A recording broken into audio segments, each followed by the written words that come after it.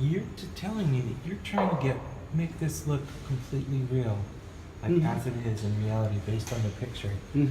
So, the person who takes a look at your painting, it doesn't matter to them that you made it perfect. No. Why is it so important to you that you get it just right? Well, I'll tell you this. Just right is as good as I can get it to be just right.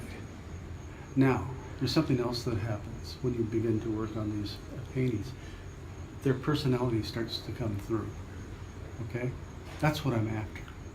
I'm after not what a computer can do or what a camera can do. I'm after the personality and the inward life of the thing, of the person. So how does a cactus have a personality? Oh, heck, have you ever, by mistake, put your hand in one? Yes. Okay. And they're old. They're really old. If you go up and look at them, you can look at these. Every one of them is very old, and they've all had a life, and they're still living. And every time you go by it, you go, oh, look at that. And they have as much right to existence in the universe as any one of us. And so I get a real connection when I get into nature and when I get around plants like this, So to me, it's all part of, it's the greatest part of living, really, is to be able to connect with the world around you and express it. Let it come through you.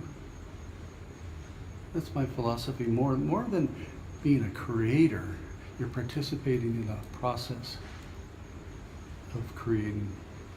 It's a lot of fun too. Right now you're about did you say a quarter ton? Yeah, I would say getting close to a quarter.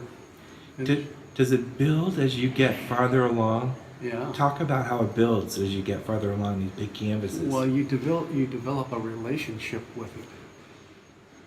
Or when you're painting, like what I call in the zone, when you're in the zone, you're just relating to this because it starts to grow like a child or something. It comes on, it tells you, it talks to you, and the better you're getting, the more you're able to focus and get yourself into the zone, the better you get. Okay, the better the painting starts to come and it takes on life. All right, and I love to paint that way. It's just the way I like to paint. And so, how does that help you evolve? Doing this, Oh well, it's a spiritual practice. It is my spiritual practice, and it helps me evolve by being the most favorite thing that I like to do. I guess it's healthy. It helps me stay alive for one thing. Thrive? Could we say thrive? Good word, man. Where'd you come up with that? Yeah. That's pretty good. Yeah. This is a very thriving energy, and when I teach, that's what I try to get to explain to people that we're not just a little old ladies paint dabbling society here. We want people to open themselves up and let this come into them and develop relationships with their own work, which is actually doing a very, very good favor to them by allowing the spirit to move in. This is like my religion, okay? So, what is it about Jim's painting that you love? I love his freedom. He's free with his painting, and he has a lot of emotion in his painting.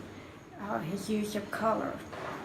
He does an abstraction of reality in his paintings. And even his most abstract paintings, which I learned abstract from him, with his abstract you see an inner beauty about his work, his use of color. He can use a monotone colors, but it has feeling. And what's the secret to his success? His love of painting. He absolutely lives to paint. Is that what it takes? It painting gets inside of you. When you paint, you lose the outside world, no matter what problem you might have. You it comes through the paintbrush, and it does with Jim's work. And it's just each piece has a different emotion to it. Each piece of his painting, you may look at the top left-hand corner and get one feeling from it. Then you move your eyes down to the lower part and you get a totally different emotion. But he pulls all of it together, so you're moving around that canvas and feeling his emotions. As we capture sort of the end of your just beginning today, give us some insight into how you're feeling so far. How you've gotten started. Well, I think it's coming along okay. I'm looking. I'm positive about this one. As a matter of fact, I'm more positive about this painting than I've been in quite some time. You know, I've found that I have ups and downs, just like any athlete. You know, sometimes you're on and sometimes you're not. Kobe Bryant didn't score 50 points in every game. But it really helps if you paint a lot, because it's just like a sport. And in life, as a kid, there were two things I liked to do. I liked sports. I liked football a lot, and other sports. And I liked art. Those were my two favorite subjects in school. But in order to be good at either one of those, you've got to practice and be on your game all the time, or you lose your edge. Painting is just like that. Your senses can be heightened, and you can let them get dull. When you're really active and you're painting or drawing a lot, you'll notice that things look different to you. You'll go out and you go, oh, I didn't notice that before.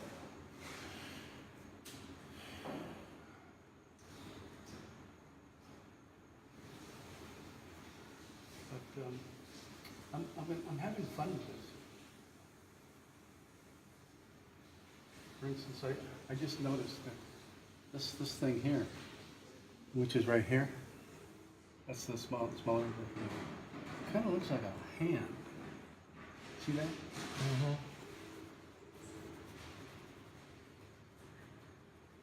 And so you can kind of sometimes make things interesting by changing them just a little bit and abstracting them somewhat. Sometimes you can find more character that way.